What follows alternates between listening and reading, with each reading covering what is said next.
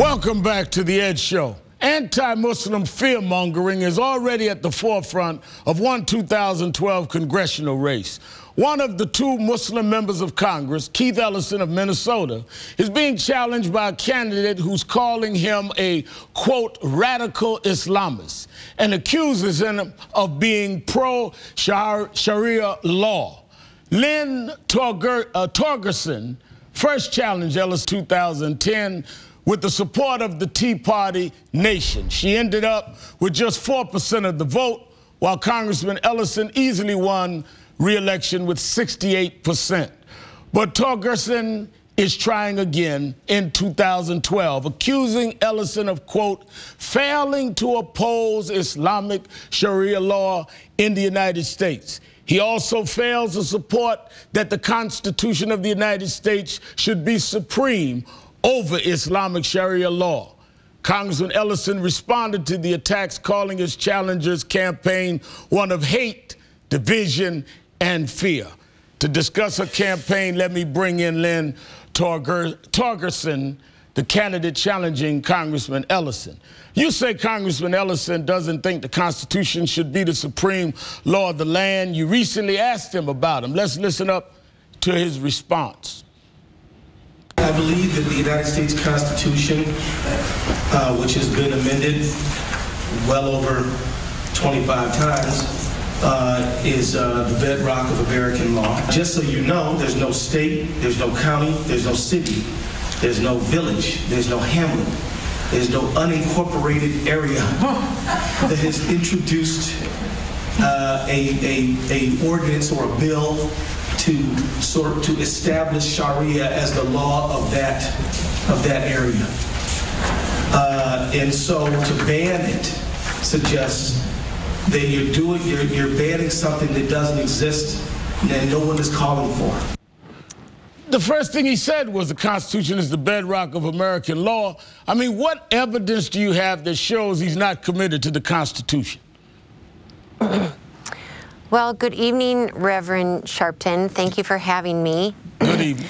I would just like to give a little bit of background. I have been practicing law for 25 years and have devoted my adult career to protecting the constitutional rights of people of all races, nationalities, walks of life, and religions. That's fine, but I'm asking you, you made a very serious charge on a very respected congressman. What evidence do you have that he does not respect the United States Constitution as the bedrock of American law?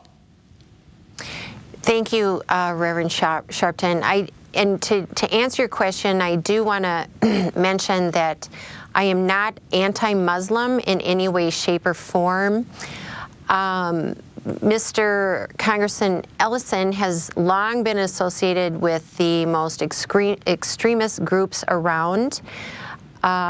He has close ties to CARE, the Council on American Islamic Relations, which was a named co-conspirator to funding terrorism in the Holy Land Foundation trial, which resulted in convictions for funding terrorism. Miss, let me ask you again, third time. Do you have any evidence that Congressman Ellison has in any way, in shape or form, supporting Sharia law over the U.S. Constitution? That was your charge. Or were you just fear-mongering and demagoguing to get votes? Do you have, you say you're a lawyer, you gave the background.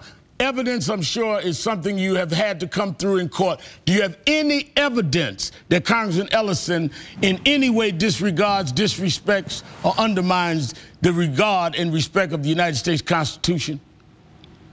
Yes, sir.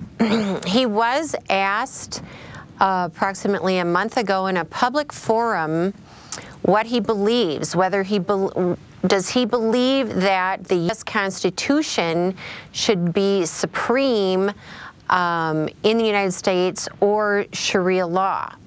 What Mr. Ellison did is actually refuse to answer the question.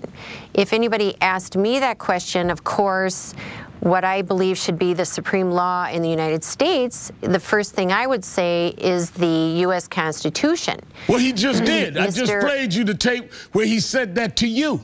So you were very clear. He said that. He said that to you, and we just played the tape. What do you mean you would say that he said that?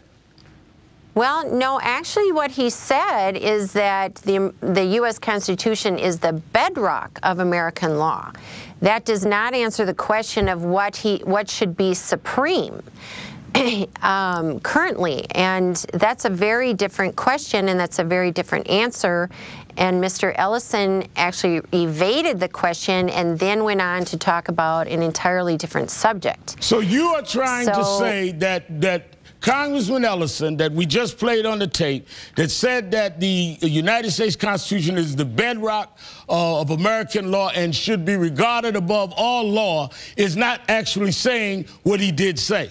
So we should not believe what we just saw and heard him say, that he didn't say that.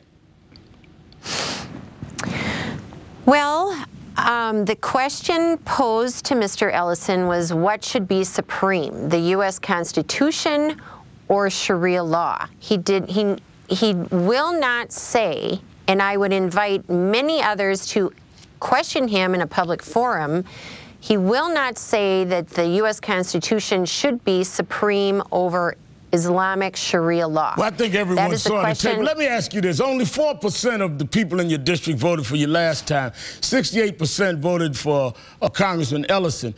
Is 68% of your district radical Islamic sympathizers? No, sir. I would not say so. Then why did they vote for him? Well, I don't believe people yet know what his associations and what his actual agenda is. Okay, let me ask you something. You say you want to protect the United States Constitution. What about the constitutional protection of freedom of religion? Does that apply to Islam and those that believe in it? Yes, sir, it does. And you would fight to protect that? Yes. All right, well, thank you for your time and joining us tonight. Lynne Torgerson joined us earlier this evening. Congressman Ellison sent us the following statement in response to Torgerson's candidacy. He says, I took an oath to uphold the United States Constitution, which guarantees freedom of religion for all Americans. Religious acceptance is a deeply rooted American value, and regardless of political persuasion, it's a value we must protect. It's too bad that someone can obtain such attention based on intolerant rhetoric, especially when unemployment is above 9%. On the other hand, the nation will be able to see how extreme the rhetoric has become. I call on all Americans to reject religious intolerance and embrace our Constitution, which upholds the promise of liberty and justice for all people. I agree with the congressman, and I hope he will be able to join us tomorrow night to discuss what he and his fellow Democrats are doing to address unemployment in this country.